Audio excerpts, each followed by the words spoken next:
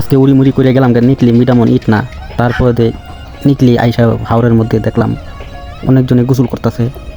তারপরে আমিও নদীর মধ্যে নামলাম, নামে আমিও গোসল করতে দেখলাম, আবার সাঁতার পারলাম, লাফালাফি করলাম, অনেক ভালো লাগছে। দেখেন পানিটা কত পরিষ্কার, টিউবওয়েলের পানির মতন, যেমন জিকিমিকি করতেছে। আবার নদীর ঢেউ আমার শরীরের সাথে বাড়ি গেছে, অনেক ভালোই লাগতেছে। গোসল করে অনেক ভালোই মজা পাইলাম। আবার অনেকজনের সাথে গোসল করলাম অনেক দিন পর, আবার মজাও পাইলাম, অনেক ভালো লাগতেছে।